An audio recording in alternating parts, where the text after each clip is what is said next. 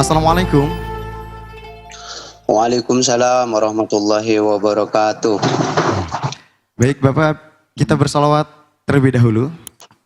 Allahumma sholli ala Sayyidina Muhammad wa ala ali Sayyidina wa maulana Muhammad. Allahumma sholli berkali.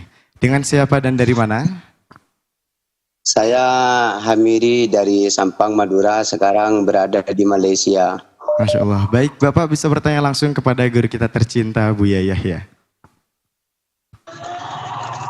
Assalamualaikum Buya. Assalamualaikum warahmatullahi wabarakatuh. Allahumma sholli ala Sayyidina Muhammad wa ala ali Sayyidina wa maulana Muhammad. Di Malaysia saya ada alumni Buya Yahya. Ya, alumni itu mengadakan haul dan Maulidur Rasul di setiap tahun, sudah berlangsung selama 9 tahun Buya. Dan kita mengadakan mengadakan haul dan Maulidur Rasul itu kita alumni mengadakan sumbangan. Setelah mengadakan sumbangan di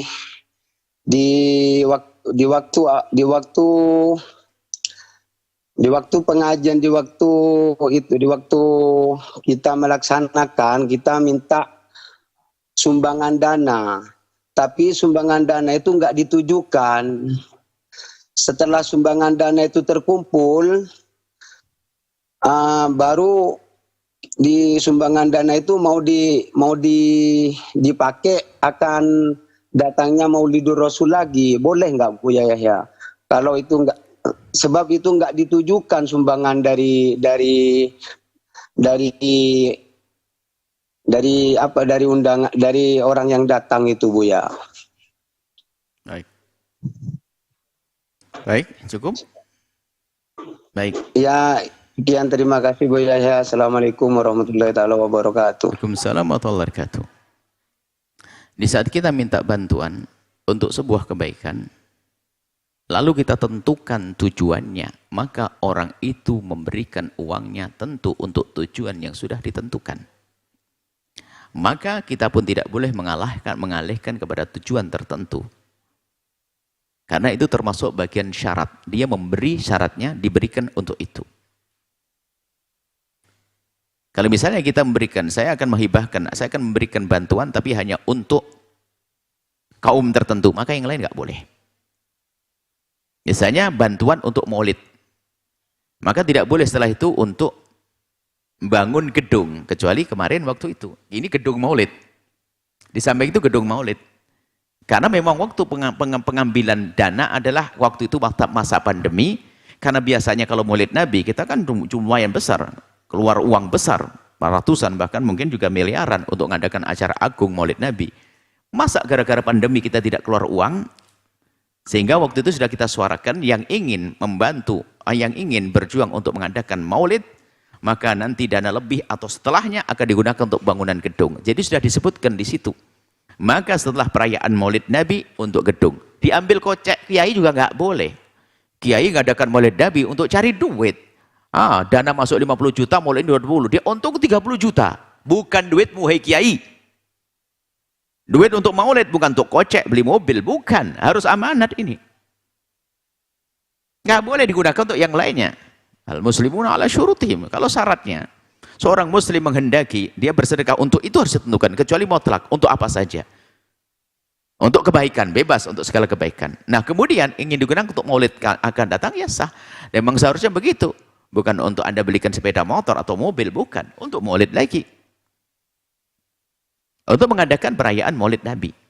Kalau tidak di tahun itu, membuat 2 maulid atau 3 maulid, 4 maulid, 5 maulid, Anda membuat maulid di tahun yang akan datang. Yang jelas karena orang memberi niatnya untuk maulid. Kecuali nanti sudah ada, misalnya waktu maulid Nabi ada infak untuk kepentingan pondok, maka bisa dengan untuk pondok. Kotak-kotak amal yang disebar ke penjuru misalnya, untuk kepentingan dakwah. Ya untuk dakwah luas ceritanya. Adapun yang untuk maulid itu mencakup segala kebutuhan maulid.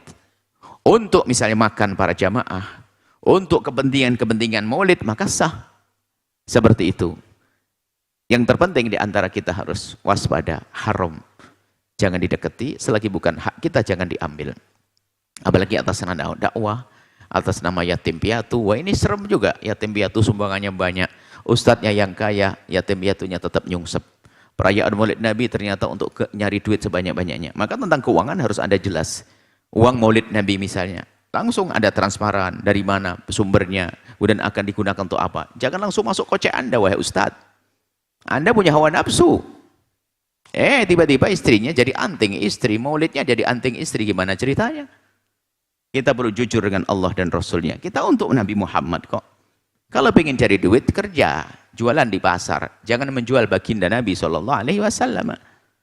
Ini harus waspadai. Jangan-jangan maulid, panti asuhan itu hanya untuk cari duit. Pondok untuk cari duit. Ini kan repot. Semoga Allah mengampuni, memberikan hidayah, dan menjaga kita semuanya. Wallahu a'lam bishawab. Sahabat Al-Bahjah TV, setelah menyaksikan video ini, jangan lupa bersolawat kepada baginda Nabi Muhammad. Shollu ala Nabi Muhammad. Allahumma sholli alaihi wa ala alihi wa sahbihi.